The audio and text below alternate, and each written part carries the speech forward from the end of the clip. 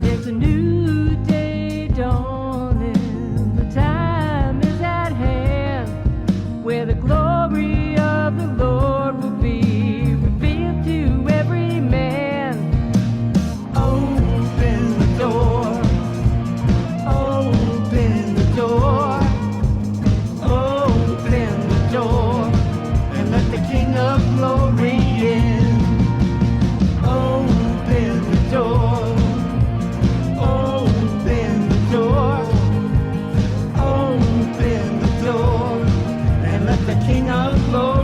All right, let the King of Glory in. Open up the door. Starts right now. So fling wide, you heavenly gates. Prepare the way of the risen Lord. The Apostle John was on the island of Patmos. He was in prison for the testimony of Jesus Christ. And he heard a sound behind him. And he said, behold, I looked. There was a door standing open in heaven. And I heard a voice which was like a trumpet speaking with me, saying, come up here and I will show you the things which must take place.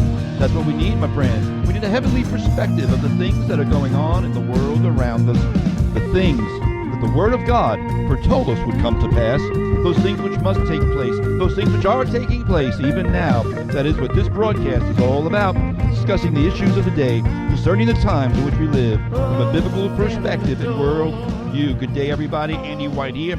What you are about to hear is the fusion of heart, mind, and soul. And I want to welcome everybody from all across the fruited plain and all around the spherical globe. Yes, it's round and it's spinning.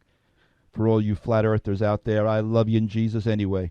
But thanks for tuning in to this week's edition of Open Up the Doors. I am streaming live over on my Facebook page over at facebook.com/faithfm 91.7. Join in the conversation over there. If you've never liked the Open Up the Doors Facebook page, please like the page and stay in contact with us and interact with us here on Open Up the Doors.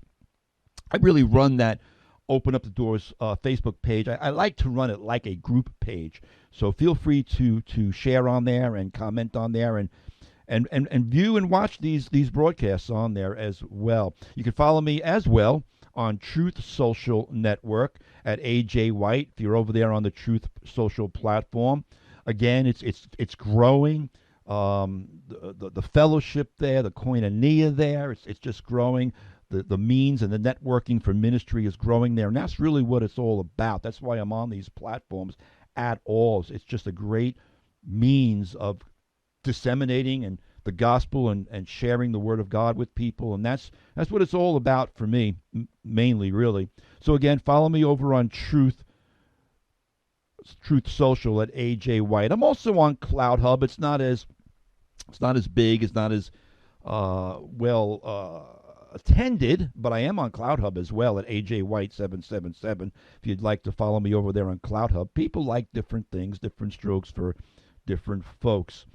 And also, if you are outside of the Faith FM broadcast area, the best way to listen to Faith FM is to download the free Faith FM app. We have the app for both the Android platform and the Apple platform as well. Look it up at your respective app dealer, your respective app store, and look up Faith FM and Sag Harbor.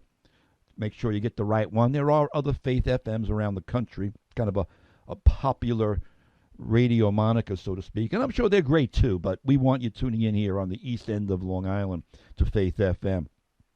It's a great resource to have, that app. I will be going to the phones later in the second hour of today's broadcast. If you'd like to be part of the broadcast, write down the phone number 631-725-2069. That's 631-725-2069 if you'd like to be part of today's broadcast, and I hope you would like to be. All right, so I think that wraps it up for my preliminaries. I want to get going because, as I always say, and everyone knows I always say it, I've got a lot to get to. But I'm actually, this broadcast might be a little bit different than what I usually do. I don't know how much different, but I'm actually going to talk about a couple of different topics today. Generally, I have a theme. I like to keep everything kind of congealed together in a theme, but there's so much going on, and there's a lot of things that fly under the radar that I'd like to talk about. Some news stories that really hit me this past week in one way or another. Some of them made my blood boil, and other ones just Really, I'm like, man. But again, I just want to uh, touch upon some things this week. But before I get into those nuggets, I got to throw my 2 cents in regarding the big news of the week that could not fly under the radar. You just can't ignore what's happened this past week in so many ways. But in the past week, as many of you by now know, of course, both Dan Bongino and Tucker Carlson were fired from Fox. And that was probably, outside of Sean Hannity, that was probably their two biggest really conservative guys who aren't afraid to speak the truth, especially Tucker. And I've shared a, about Tucker many times. I didn't always agree with everything he said. Some things I disagreed with him on, but his monologues were the best. They're really in journalism. His monologues and the things he I shouldn't say was, but on Fox he was fearless. I'm not going to say was, because Tucker Carlson is going to erupt in a big way, I believe, in the coming weeks and months ahead. We don't know where he's going. He's already getting huge. He's already getting huge offers from places, but he may go independent, much like Glenn Beck did, much like Megyn Kelly did, much like Joe Rogan did, much like Bill O'Reilly did. Did I mention him already? Well, whatever. All these people, you know what? They're all going independent. Cheryl Atkinson, great CBS reporter. They're doing their own broadcasts, their own podcasts. And I think Tucker may go that route. Time will tell. But while the left is cheering and hooping and hollering that they think they got rid of Tucker Carlson, it's going to come back to bite them in the rear end anyway. But again, both Dan Bongino, Tucker Carlson, as far as mainstream mega media goes, I believe the reason they were fired, and it's a sad state of affairs for Fox. I think Fox is probably committing suicide, honestly. But I think that in both cases, I really believe at the root of their firings is because both of these men were speaking the truth and standing for the truth in the midst of a crooked and perverse propaganda machine called the mainstream news media. Maybe we should say mega media. But because the powers that be have sought to silence them, and they've been seeking to silence conservative voices and Christian voices for a long time. And I do believe they're ultimately going to fail, of course, because, as I just said, there are much more alternatives nowadays than in the past. Podcasts and some of these guys like Glenn Beck creating their own networks. So again, I think it's going to blow up in these people's faces in the long term. But having said that, nevertheless, silencing them from the platform of big media is still, I have to admit, a psychological win for these leftists, if nothing else. Again, you should have seen, I don't know how many of you saw those clowns on The View who were hooping and hollering and doing the wave when they announced that Tucker Carlson was fired. And, these people are so clueless. I'll just leave it there. I mean, I'll just leave it there. Otherwise, I'll just be going down another bunny trail if I start talking about those clowns on The View. But I've said something many times that some of you probably have heard me say many times, because someone once said, quote, "The one who reads a newspaper knows what is happening in the world. The one who reads the Bible knows why." That's almost become a sort of an axiomatic dictum for my life. The one who reads a newspaper knows what is happening in the world, and the one who reads the Bible knows why. But let me say this, whereas there was once a time when that was really reasonably accurate. However, today in our times, it's only partly true. Because the news media has now become so polarized and so propagandized, most people, even hearing the news, don't know what's really going on or happening in the world. And we all tune, and we all do it. We tune into the stations that will feed our bias, and you need to look at a lot of different news sources to really get any kind of a handle of what's going on. But in a world that's dominated, unfortunately, by a corrupt and agenda-driven news media, it can be pretty frustrating and difficult to find the truth in a lot of what's going on in our world today. And I came across a story here, and like I said up at the top of the broadcast, I'm going to go through a lot of stories, a lot of news reports that really were quote-unquote minor news reports, kind of like, page 6 of the newspaper or at the bottom, or not even on mainstream news. But they're flying under the radar, but they're important. They're important because this woke contagion, we just got to call it what it is. There is an infection. There is a disease out there called wokeism. And this woke contagion, this cancel culture, this fascism, that's all it is. Wokeism, cancel culture. It's just euphemisms for fascism. But it's becoming an infestation even on so-called Christian campuses. This fascism that is warring against free speech is spreading everywhere. And it's truly tragic that it's even happening on Christian campuses. Because here's a report I'm going to share with you. Again, probably flew under most of everybody's radar. Probably didn't even really hear about it, but I came across it and it made my blood boil. Because this Christian university, let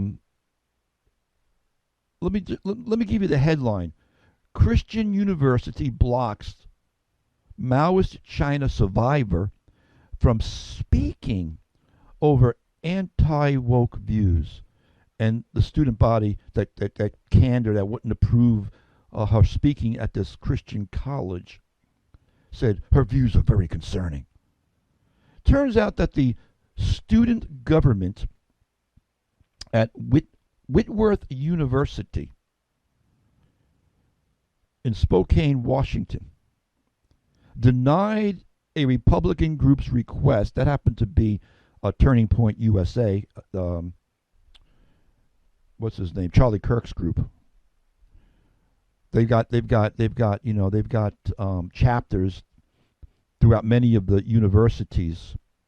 Turning Point USA, great group. Charlie Kirk's a great speaker, young man, powerhouse. I've heard him preach a couple of things. The guy's actually a very good preacher, not only being a podcaster and broadcaster. I'm not sure, but I think we even have a Charlie Kirk show on Faith FM here, if I'm not mistaken. I think I remember hearing it a couple of times. Not on a time of day that I'm really not listening to the radio. But either way, his organization, Turning Point USA, had tried to get this Chinese American woman. She emigrated to America. Like I said, she survived the cultural the cultural revolution under Mao Zedong. And this Christian college canceled her, denied her to speak. Her name is Xi Van Fleet. And I couldn't believe I was reading from. Okay, this is happening all over in secular colleges, on secular campuses. But for this to be happening on a Christian campus? According to this report, which was in Fox News, by the way, the student government at Whitworth University denied a Republicans group's request to invite Xi Van Fleet, a survivor of Maoist China, to speak on campus, citing her criticism of quote-unquote woke culture and her comparisons of the woke ideology to her experiences under communist rule. Well, didn't they just prove her case? Fools. Xi Van Fleet said the student government's decision to block her from speaking is troubling, and yes, it is, because it came from a Christian college. The student government at Whitworth University, a private Christian university in Spokane, Washington, voted 9-4 to reject the Turning Point USA's chapter's request to host Van Fleet during a meeting on April 12th, arguing that her positions critical of woke culture could be deemed hurtful or offensive. This is disheartening coming from a Christian college, so-called Christian college. We got snowflakes, a generation of snowflakes. I'm going to go down a bunny trail with this. But the Virginia mother who endured Mao Zedong's Cultural Revolution before immigrating to the U.S., she has emerged as an outspoken opponent of critical race theory and frequently warns about similarities that she sees between the woke revolution and her experience living under Mao Zedong's Chinese Cultural Revolution, including the suppression of opposing viewpoints. Did you ever think, Mrs. Van Fleet, did you ever think you'd see this in America? Because I never did. I knew we were going down the tubes. I knew we were circling the toilet bowl. But this is going on across colleges all across America, and even in these Christian colleges. I file this under a major fail because on its website, listen to what this college has on its website. Whitworth College writes on its website, in its statement of beliefs, that it seeks to, quote unquote, affirm freedom of expression for its students, staff, and faculty through faith. Fail. Quote unquote, our commitment to free expression is grounded in our faith in the triune God who creates and redeems a good world for flourishing through his life-giving word, Jesus Christ. We take Jesus Christ as the model for engagement in public discourse and for exploration and expression of ideas. We affirm free expression because it is essential to exploration. That is on their website, on their statement of beliefs and vision purpose. I think you guys just did a major fail. You either need to repent and go back to this statement of faith, or statement of vision would be a better way to put it. It's a great statement of vision. It's great. The wording is great. The sentiment is great. How's about actually doing it? The writer of Proverbs, maybe you need to get that student organization together and give them a few Bible lessons on basic biblical principles that are stated even in your vision statement there. Because the writer of Proverbs said this: a fool has no delight in understanding, but only in expressing his own heart. And that is at the heart of wokeism. That is at the heart of fascism. That is at the heart of these foolish college young, as Rush used to call them, young skulls filled with mush. A fool has no delight in understanding. This really made me upset when I was reading this story earlier in the week, because it has become, folks, tragically apparent that the only free expression allowed these days are of those professing themselves wise in their own eyes, but showing themselves to be nothing but Marxist fools.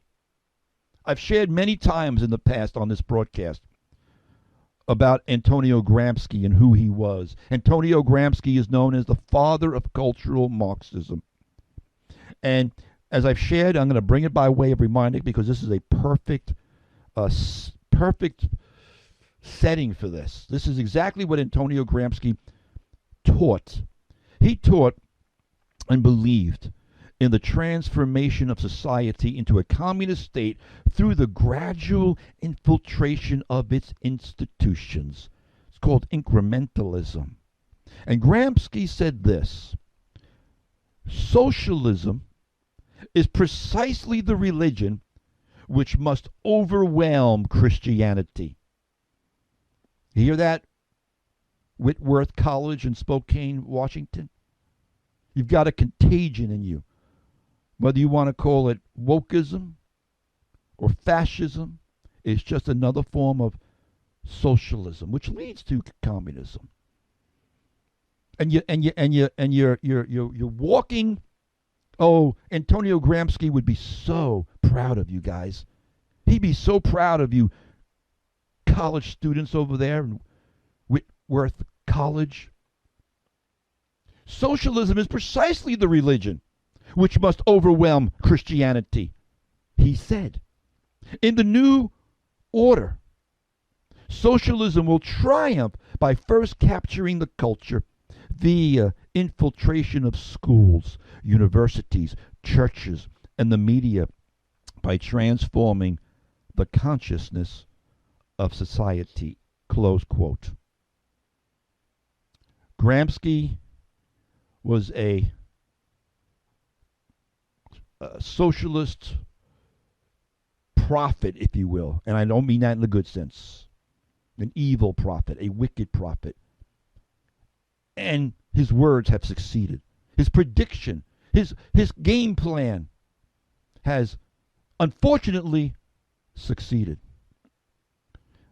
But speaking of Marxist authoritarians, I'm going to share this real quick before I go to a break, because this is a completely different story, but it's in the same thing. It's this trend towards Marxism. It's this trend towards authoritarianism. Did you hear about this one? And this was truly heartbreaking. Another story this week that just was really grieving to me, because this story is about as Marxist and as tyrannical as it gets, folks. But the home of a 94-year-old grandmother, black woman, I believe it was in Minnesota, a 94-year-old grandmother was seized by the state for unpaid taxes, and they sold the house, and all of the sale proceeds, far above what she actually owed, went into the public coffers. In other words, they stole her house because she owed $15,000 in back taxes on it. A Minnesota county, according to the story, a Minnesota county seized Geraldine Tyler's home as payment for approximately $15,000 in property taxes, penalties, interest, and costs. The home was then sold. They seized her home, and then they sold it for $40,000. She owed $15,000. But under the state's forfeiture laws, the county kept the surplus proceeds. Minnesota is one of 12 states and the District of Columbia that allows that practice, which I was not aware of, and it is infuriating. Folks, let me tell you something. Theft by government is still theft. Thou shalt not steal applies to the government as well to individuals. And I do pray this woman gets justice. This case is actually going up before the Supreme Court. And to be fair, to some degree to be fair, I always want to be fair and balanced. When you read all the particulars of this case, it gets pretty involved and complicated. They gave her 5 years, blah, blah, blah. But she's a 94-year-old woman on whatever, on Social Security. But they're trying to say, they're trying to say in this lawsuit that they gave her 5 years, they gave her time, and that may all be true. But I have a very basic question. Beyond all the weeds of the laws that are arrayed against us, and it's a real simple question. I'm a very simple man. Why should any poor elderly person have to pay property taxes at all in the first place? Oh, I know that's just too simple. You're coming after this 94-year-old woman for $15,000. And by the way, the taxes she owed, by the way, were really only $2,500. The $15,000 was in interest and fines and fees. This is outrageous. In my book, this is outrageous. Elderly people, and I'll go down a bunny trail with that. I don't think people on Social Security, elderly people who have paid off their homes, they shouldn't have to pay property taxes at all to begin with. and I'm talking about rich millionaires, okay? I think there should be, you know, you got to remember something here, folks. These are the same types of people, these government hacks, these authoritarian hacks. These are the same kind of people that preach, you know, equity, equity, equity, equity. Where's the equity in this? Where is it? They're nothing but hypocrites. They're nothing but authoritarians. They're nothing but tyrants and oppressors. Where's Black Lives Matter? This happened to be a black woman. Where's Black Lives Matter for this? Oh, they're too busy buying their own. Oh, sorry, they're too busy buying their own multi-million-dollar mansions in California with the money fools gave them. That's another story. This just gets under my skin. I hope you're hearing me here, because the immorality, and this is what I'm talking about from a biblical standpoint, the immorality and the insanity of this injustice shows the depths of the depravity that the political class has fallen into and has weaponized government into. Proverbs 22:22, and I'll just share this before I go to a break, says this. Again, biblical principles. I read the news with a biblical worldview in mind. And Proverbs 22:22 says this: do not rob the poor because he is poor, nor oppress the afflicted at the gate. Now, in biblical times, at the gate meant the ruling authorities of the city. It meant the government. Do not rob the poor because he is poor, nor oppress the afflicted through the government. We could modernize that. For the Lord will plead their cause and plunder the soul of those who plunder them. Oh, yes, my friends, God's justice is coming. It really is. I'm going to go to a quick break right now. Take a breather. I'm going to play this song. Let me just say this.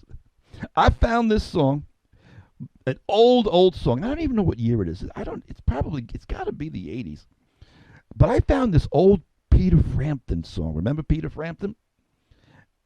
And it's pretty obscure. I'll be honest with you. I never heard this song until the other day. I was just really looking for a song that wanted to speak into, because music is what feelings are all about, and this is the fusion of heart, mind, and soul. And I do like to try to play songs that speak to the issues I'm talking about. Anyway, here's a song, albeit obscure, called "I Read the News" by Peter Frampton. Stick around, I'll be right back.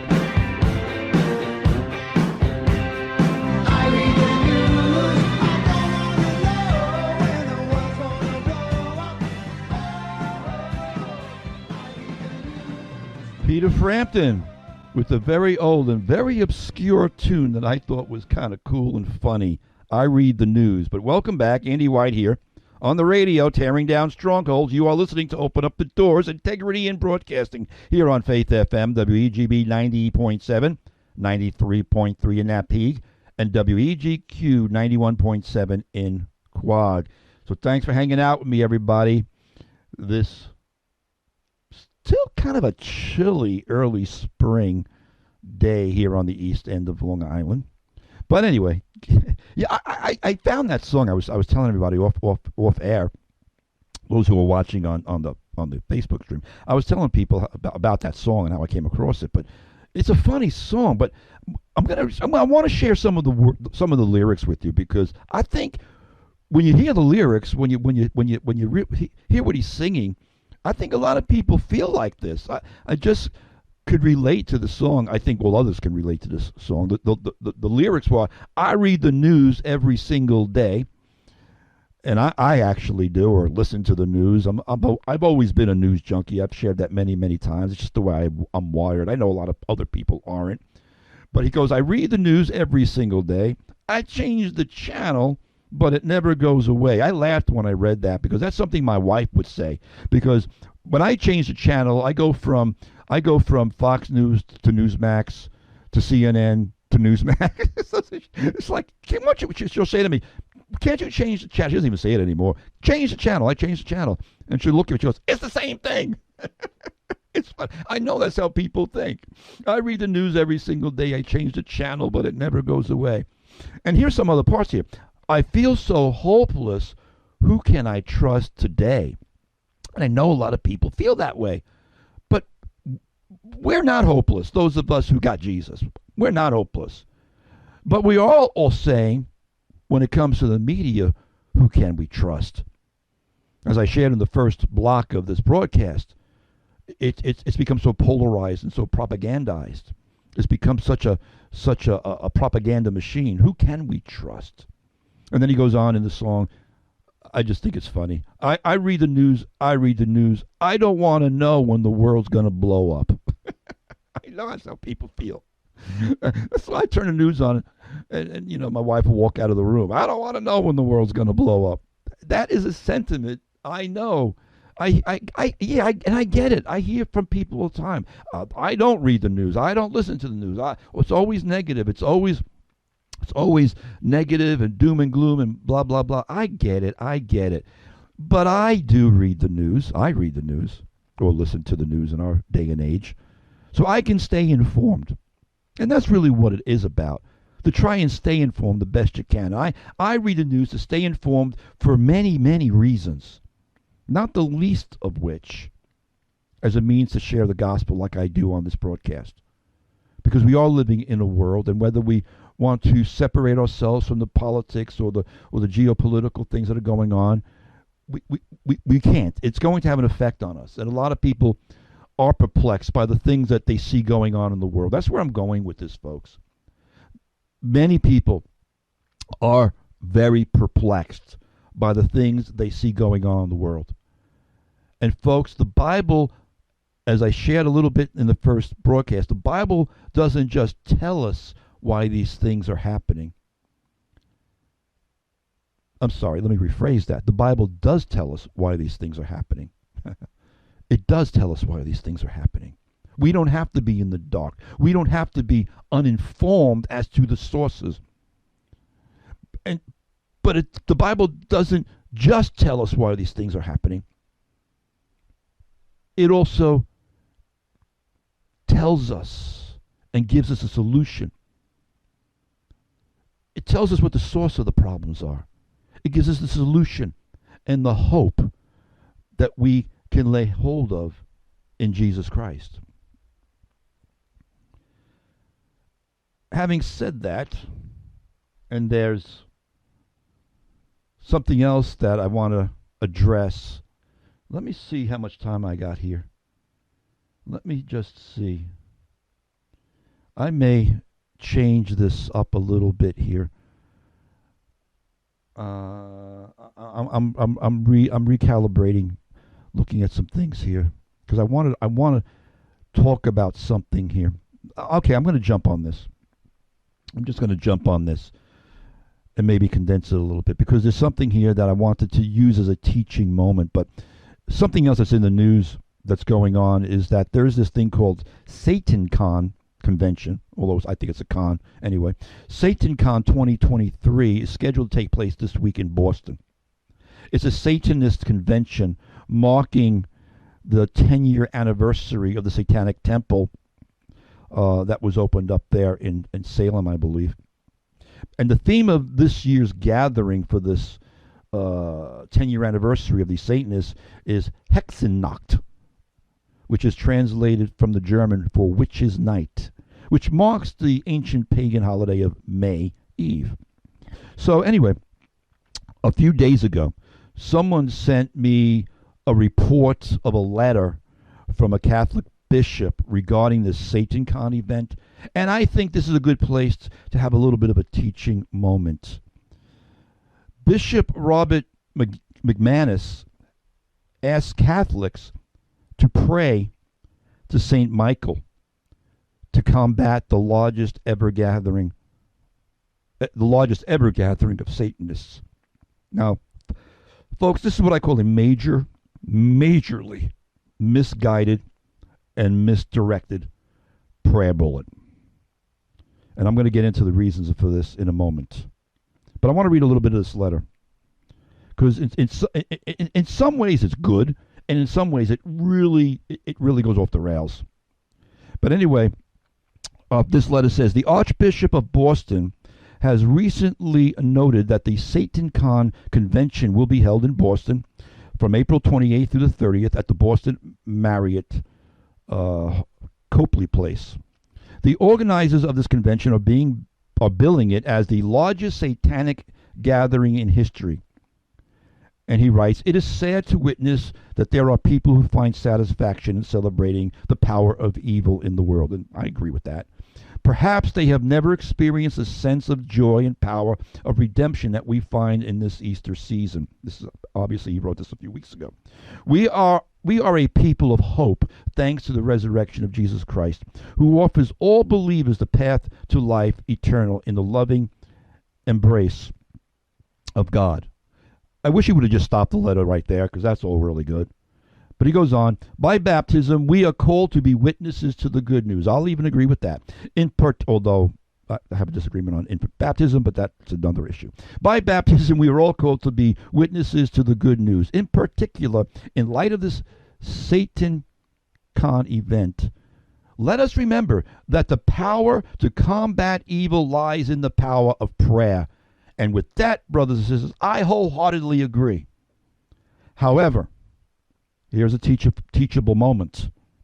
We need to make sure we're praying, A, to the right one and the only right person, and B, we need to be willing to put actions to our prayer. So again, I want to just share a little bit on this, because this is where this letter goes off the rails.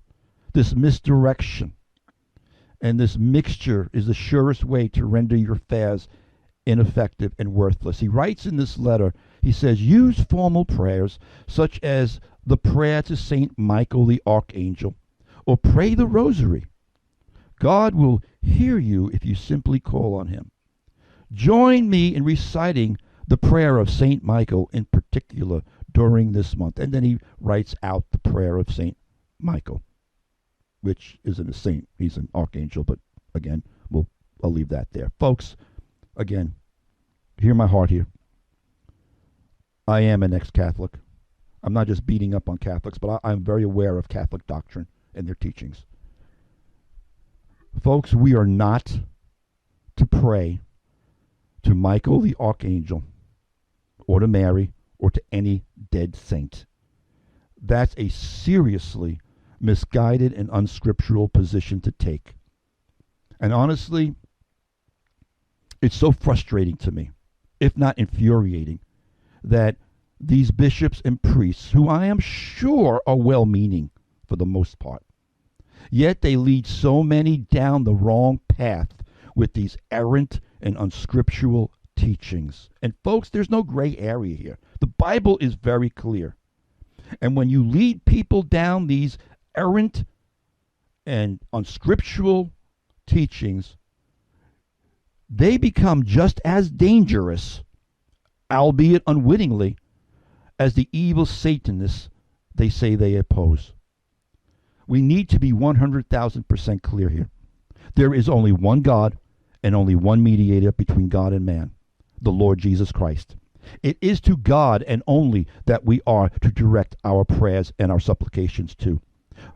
Paul writes in Timothy, "Therefore I exhort first of all that supplications, prayers, intercessions, and giving of thanks be made for all men. Pray for kings and all who are in authority, that we may lead a quiet and peaceable life in all godliness and reverence. For this is good and acceptable in the sight of God our Savior." And he goes on to say, "For there is one God and one mediator between God and man, the man Jesus Christ, who gave himself for us." The psalmist wrote in Psalm 32, "Everyone who is godly shall pray to you in a time when you may be found." You don't pray to Mary. We honor Mary. We respect Mary as being the mother of Jesus. But she's dead. She can't hear your prayers. She's in heaven.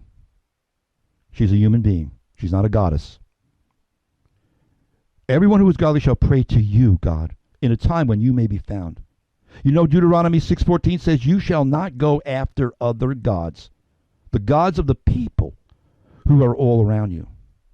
Now, I want to say this, because I'm not trying to offend people, but we need to have a teachable moment here.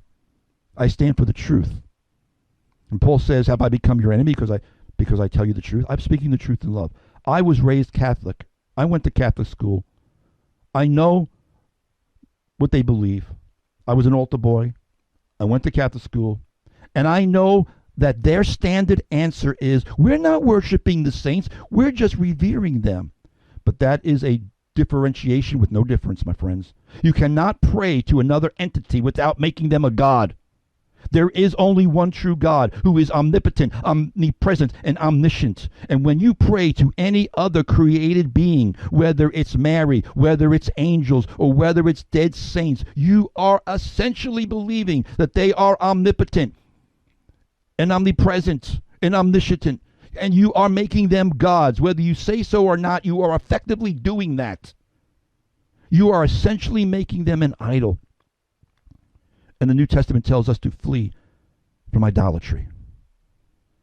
And I tell you this in love, speaking the truth, so that you may grow in the grace and knowledge of Jesus Christ and not be led astray by the teachings and doctrines of men. And I want to address one more thing that the bishop said in his letter before I go to a break. Prayer is absolutely essential, no question about it. But we need to lift up our hands and pray. However, after we've lifted up our hands and pray, we need to get up on our feet and act out on those prayers. We need to do something about it. As Scripture says, faith without works is dead, and praying without acting is not prevailing prayer. And in this letter from this cardinal, he says, Cardinal O'Malley is asking that we not organize or encourage any parishioners to go to the event to protest. It will only fuel the hate of those who support it and feed the media with images. Folks, they already hate us. And we can't fall into the trap of passivity because we fear what the enemy might do. No war is won that way. But nevertheless, thankfully, there are some Christian groups that are going down there to pray. And they're going down there to witness. And Susie and Lynn McCaskill serve as the regional leaders in Boston for the Washington, D.C. based Intercessors for America, told the Christian Post that hundreds of Christians intend to show up at SatanCon to pray and conduct worship services. And she says this, she says, we are seeing intercessors and watchmen joining with us from all over Massachusetts, New England, and this nation to see what the enemy intended for evil used by God. God will turn around for good. We pray for a harvest of lost souls to take place as we've never seen before. God be with them. I wish I could go. Folks, we need to lift up these people, these prayer warriors, in prayer as they go on the streets. We need to pray that they would put on the full armor of God. We need to pray that they would be prepared and equipped for the battle they're going to engage in. I know that battle. I've been there. Because the spiritual warfare is very real. We need, folks, to be a generation that stands up for the truth. No matter what the cost, we need to be speaking the truth in love. You don't fight against lies by propagating more lies and error. You fight lies with unmitigated truth. I'll be back in a minute. All the nations are gonna be shaking. All the kings are gonna be raging.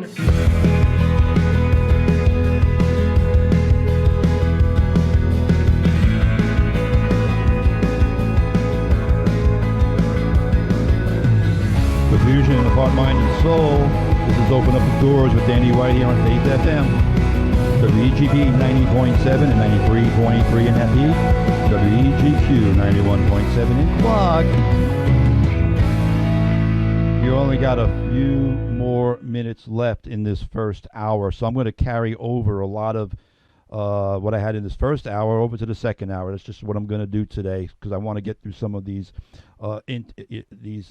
advertisement promotions, whatever you want to call them, but broadcast related memos. The first hour of this broadcast does re-air today at 3 p.m. on Thursdays, and it also re-airs on Saturdays at 1 p.m.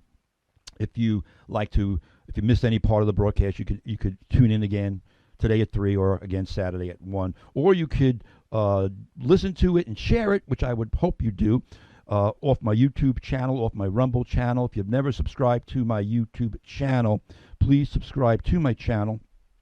Just look up Andy White open up the doors over at YouTube. Hit the little subscription button, the notification bell, and you'll be notified when we upload these. You can find me at Rumble as well at AJ White 777. That's AJ White 777 on Rumble. I am going to go to the phones in the second hour of the broadcast, which is coming up in really just like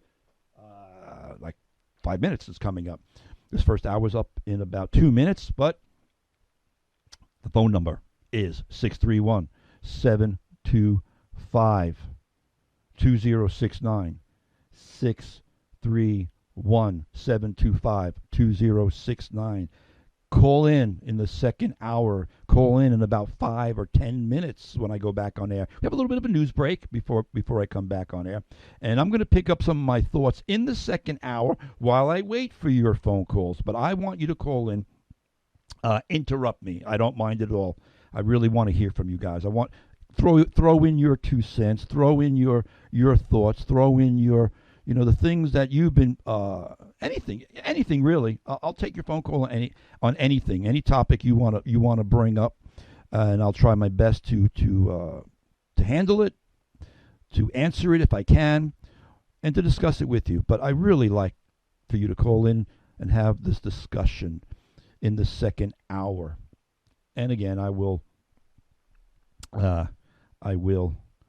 also pick up on some other thoughts that I haven't gotten to in this first hour. In the meantime, folks, watch, stand fast in the faith, be brave, be strong, and let all that you do be done in love, beloved. Stick around for the second hour. It's coming right up after the top of the news. We'll be back. Keep it right here on Faith FM.